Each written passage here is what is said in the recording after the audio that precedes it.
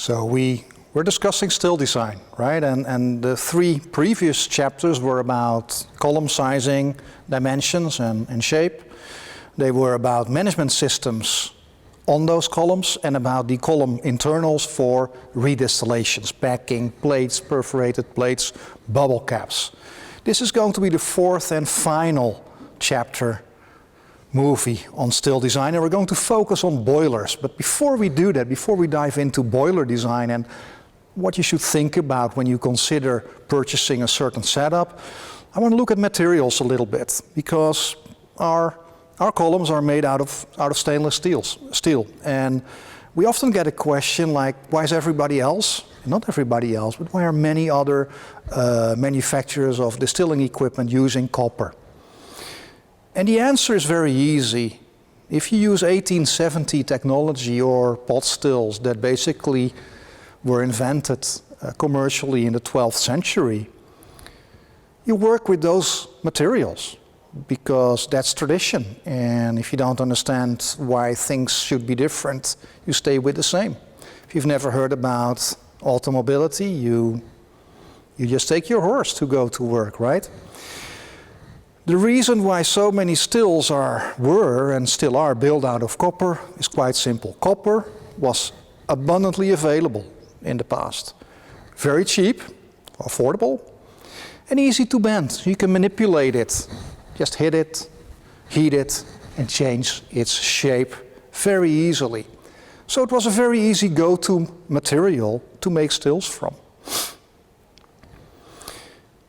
Now imagine we go to 1910, 1920, First World War, Prohibition in the USA, and instead of every little town having its brewery and every little town having a distillery, distilling is no longer allowed, or due to economic recessions is centralized, and all of a sudden, instead of having thousands of distilleries, relatively small in size, we only have 3, 4, 5 per country that are left, and they're huge. So they're scaling up. And this is already the 20th century, so if we scale up, why don't we use more modern materials, more modern equipment? Why don't we build our stills out of steel, right? So you see a development there where bigger distilleries, due to concentration and centralization, become bigger, need bigger stills, and move away from copper. And all of a sudden the flavor of the drinks changes, and not to the benefit, becomes worse. So they look at it and they say like, hey, what did we change? Well, the shape is the same, but the size is different, but the material is different, right? So copper has a positive influence on flavor, right? We need to go back to copper. We need to get rid of steel. But that's not really what's happening. It's a myth that's still out there. If you dive in, you can do the research for yourself. I mean, I found it, so you can do it as well. But let me summarize it for you. If you go bigger as a distillery, you first need to make bigger fermentations. Bigger fermentations have a lot of content relative to the outside surface area. The inside is a triple function, and it's only square in terms of surface area. So radiation of heat, cooling of fermentation becomes more difficult as fermentations grow bigger. As fermentations grow bigger, they tend to get warmer. Warmth stresses out the yeast, and as a result, byproducts like sulfurs are formed. So big centralized distilleries all of a sudden have a huge issue, not with their new column or their new still, but with their bigger fermentation. And now it turns out that there's an extra benefit to copper. And the extra benefit to copper is that it actually reacts, by coincidence, turns out to react with sulfurs, catalyzing the sulfur into a compound that isn't as harsh on the palate. So given those very big centralized distilleries, all of a sudden, copper becomes something to work with, because you either optimize your fermentation, which means you need cooling in there. Big fermenters, nah, we don't want that, that's very expensive. Let's just keep on screwing up those fermentations. Okay, we understand that what we actually do is we create unwanted flavors, sulfur just being one of them. But this is big alcohol, right? Who cares? More marketing will sell it to you anyhow. If you wake up with a headache tomorrow, it's not because of us, it's because of you drinking too much. If we have copper stills, we can clean up most of the sulfur. Not the other flavors and the other discrepancies that you create by stressing out the yeast during fermentation, on which we'll talk in the next topic extensively. But it is a solution. Copper catalyzes sulfur. Does that create better flavors in your drink? No, it doesn't. If distilling is about mashing, fermenting, and distilling, why would you solve a problem during distillation that you created one step before during fermentation? I think as a craft distiller there's a better option out there. Control your fermentations. Control the temperature. It's that easy. No more excess sulfur, compounding, so no need for a copper still. In fact, I would argue against a copper still, and I'll give you a few reasons. And I find these very important, and I'm very passionate about this topic, and this is why our columns, why the iStills are made out of stainless steel. Copper in a still is a medicine for a bad ferment. If you're overweight, if you're sick, if you've got health issues, go to the root cause and solve it. You know, medicine is a secondary, a late solution, not a root cause, not something that takes away a root cause. So why against copper? Quite simple. When I started out distilling, my competitors laughed at me, really. They visited our on trade shows, our booth, and they were laughing their asses off for us producing a stainless steel still. I wasn't very happy with that, right? We were just starting and people were mocking us. People that I thought at that moment that actually knew something about this industry that we're all in together. So when I took them apart and spoke to them and I said like, hey, what's going on? Why are you so excited, but for the wrong reason about iStill? They said like, man, your business model sucks. You are going to be in so much trouble. You're not going to be a competitor at all. And I said, why? And they said, well, we sell copper stills. So we know exactly who to call 15 years from now. Because in 15 years' time, all of those copper stills will be eaten away by rust formation, because that's what copper does. It's not an inert material like glass or like stainless steel. It's a heavy metal. It actually cracks down. It oxidizes, it rusts. So basically, the business model for a copper still manufacturer is amazing. Right after 10 years, 12 years, they start calling you. Why the heck did you call me? Well, I just wanted to know how you are. It's got nothing to do with the fact that I know that your copper column is almost eroded away and you need a new one. But don't you love my business model? I told them, no, I don't like it, because your business model is screwed. It's based on screwing your customers. It doesn't add anything. They don't need sulfur control, they need fermentation control. And you're basically living like leeches of the wallet of customers. What I make is a still that is stainless steel, that is chemically inert, and it basically stays in operation for 20, 30, 40 years. I don't have to call my customers because I need more money in. They might actually become successful at what they do and buy a bigger still, a new option that we release. I don't like your business model. But they were laughing their asses off, like, Jesus, man, he doesn't get it. Stainless steel is the worst choice in the world, because nobody is ever going to come back to buy a new still or at least a new column from you. Wow. Is that a reason why we don't do copper? It's actually the reason we should do copper, right? Because that way we would make more money. No, we're in it for the long game. We want you guys to become successful. If copper's your thing, totally fine. If you're okay with having to buy a new setup in 10, 15 years from now, totally fine. But there's two, maybe three, but at least two considerations I do really want to put out there. First one, copper rusts, oxidizes, so you need to clean it. 2 hours a day, 3 hours a day, with very, very sour solvents in order to make sure you get rid of the rust formation, thus making the column even thinner, quicker. If you don't do that, you get copper particle contamination in your drink and taste transfer from that gin you made yesterday into your vodka or whiskey that you're distilling today.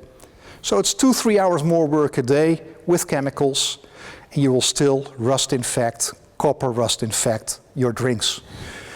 Is that a problem? Yes and no. If I look at the EU regulations on copper, and we did research on that, it is available if you want it, on how much copper there is in Scottish single malt whiskies.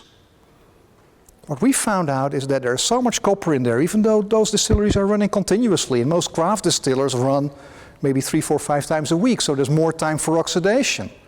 But even those almost continuous, still being in continuous operation almost, we see copper contaminations that scare the shit out of me. Copper rust contamination, cleaning, having to buy new stills or at least new copper columns every 10 to 15 years. And then there's a fourth reason. And we challenge the industry here. Like we say, like, hey, these are the scientific findings on copper. Really? Do we still need to sell copper? Because the fourth reason why we don't do it, why we don't have copper stills and why we don't have copper columns, is because copper, together with alcohol, ethyl alcohol, the good stuff in the middle, the hard scud, creates ethyl carbamate. And ethyl carbamate is a carcinogenic. It is something that can cause cancer. So if you use a copper still, especially a copper column, you get copper particles in your drink. The longer you age it, the longer the distillation run takes, and the longer you age it, and the longer you leave it in the bottle, it all compounds, the more ethyl carbamate formation you get. Ethyl carbamate is something that can cause cancer. And that's a fourth reason why I think using a copper still is not a good idea.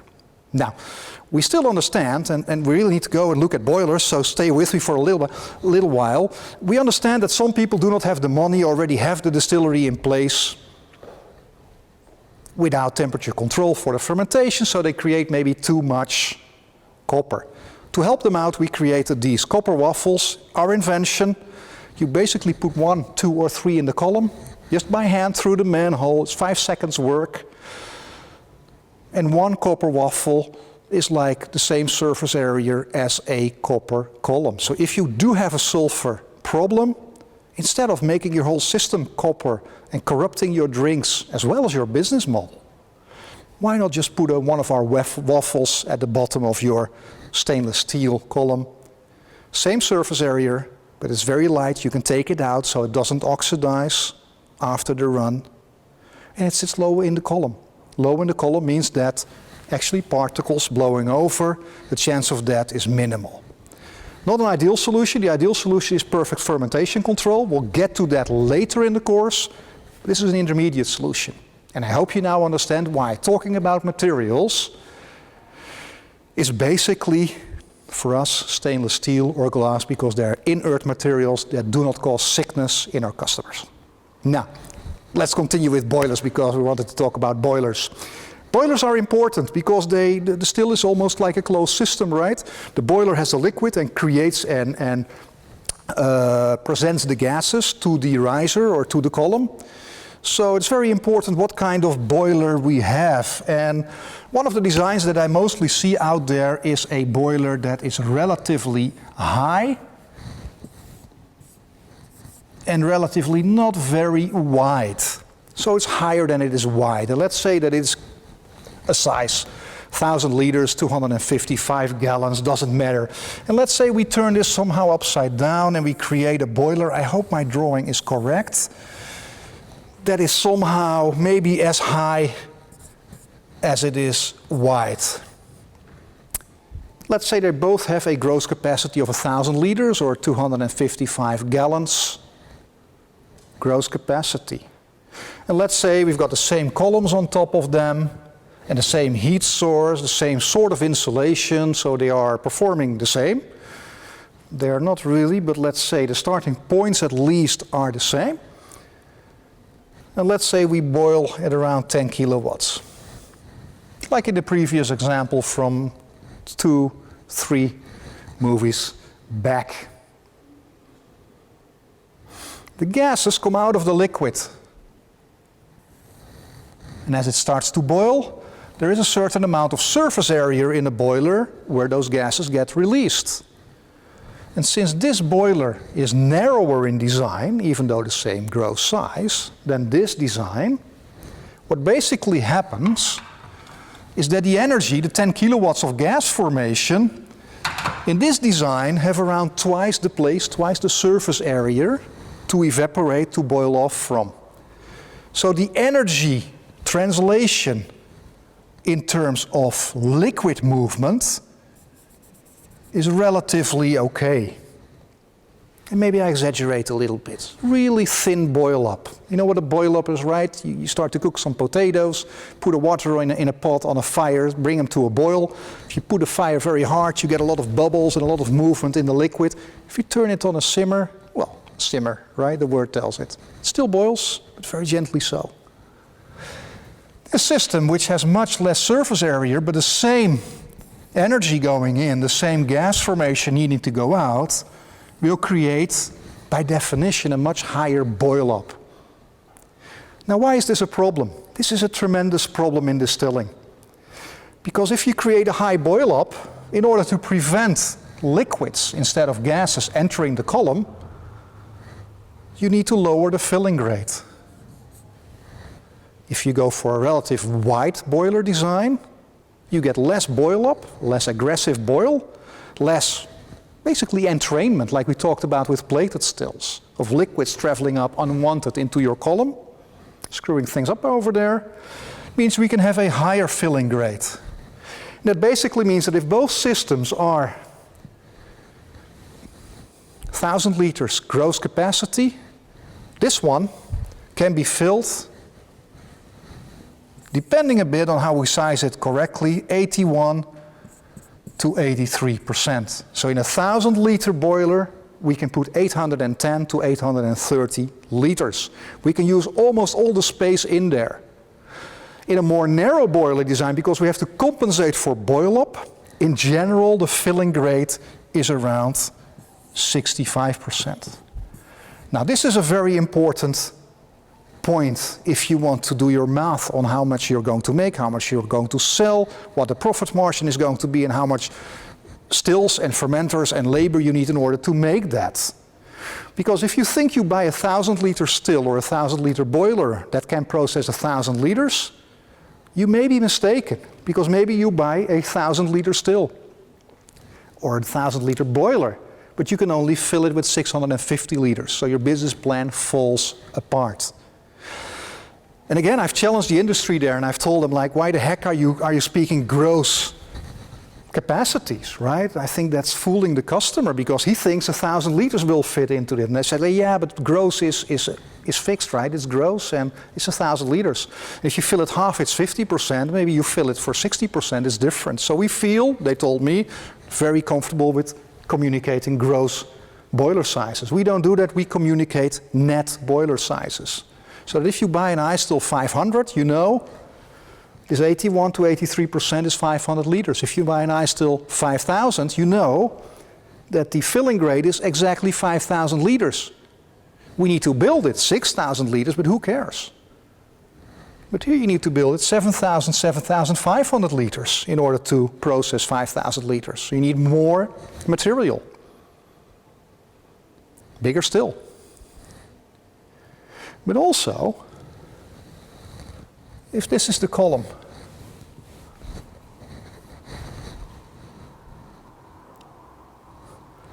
this area, if we fill it up much higher, basically this area is relatively small.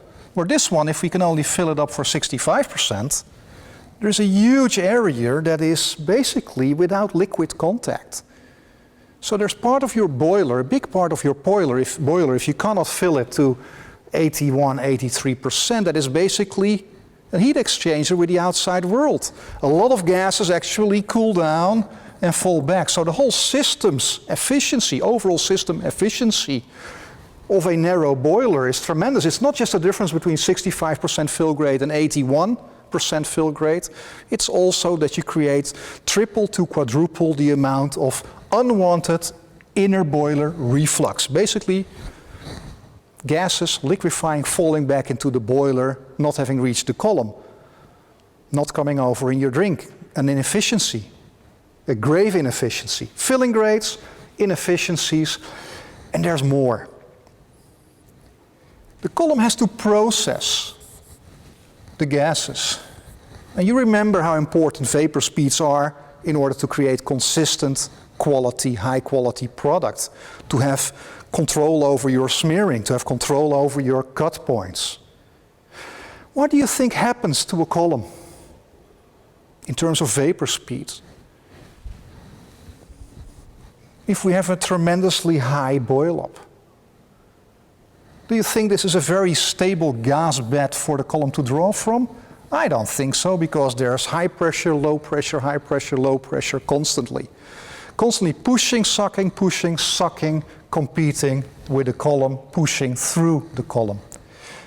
In short, in general, a narrow boiler design creates a higher boil-up, lower filling grates, more unwanted inner boiler reflux, and where we are right now, what it also creates is an unstable gas bed with, as a result, variable vapor speeds in your column. Something falls back down, sucks the air back, airflow back, something is thrown in the air, you actually get a push in vapor speeds. Fast, slow, fast, slow, fast, slow, continuously up, on, upward, downward, smearing of heads, smearing of tails, smearing of heads, smearing of tails, etc., etc. The reason why I prefer wide boilers is because this gas bed is very stable. That means that the vapor speeds in my column are by definition very stable, which gives me again more control over the flavor profile, or hitting the same exact flavor profile as the last time, much better than in a situation with a more narrow design. Now, a lot of the things that we spoke about, you think like, this is, we understand why it's important to be informed and we can make better decisions, and thanks for sharing, it's great information, but this is distiller design talk, right? So this is something that distillers or designers or companies that actually sell stills know. No, they don't know this. We know this because we actually design stills. Remember the pot still? It's a design that's there since the 1200s. It hasn't really changed. Well, we have a pot still for people that really want a pot still, but it's got power management, insulation, it's got cut selectors, it's got air pressure control. So yeah, those are changed, but basically a pot still is a pot still for 800 years now. Fruit brandy plated still is a fruit brandy plated still for a century and a half now, right? Century and a half. There's nobody out there that thinks about still design. They just built what their great-great-grandfathers built, and that's what they do, and that's what they continue to do. The only thing they do understand, because I've met them, I've spoken to them, they tend to take me a little bit more serious than they did 7 years ago. Probably 20% worldwide market share does that to you. They feel the pain. They understand that wider boilers are better than narrow boilers. This is the one thing they do understand. They understand boil-up, they understand unwanted inner boiler reflux, they even understand that more consistency in vapor speeds would be a gain for their systems. The reason they can't migrate to our wider systems has to do with these huge plated systems and a lot of space between them. Wide fruit brandy columns are heavy because they are wide, there's more material in them, and because they are wider, the plates are also bigger and heavier. To prevent entrainment, remember from the previous video or the one above that, means there's a lot of separation space, or needs to be a lot of separation space between plates, making the column bigger and heavier. The reason why they understand they would like and need a bigger, wider boiler, but can't do it, is because the columns that they design are so incredibly heavy that they need to compensate. They really need to compensate in order to make sure that the column doesn't sort of fall through the boiler. And that's almost everything we have to say about boilers. There's two more things I want to touch upon. Not just size. And that is agitation and how boilers influence flavor.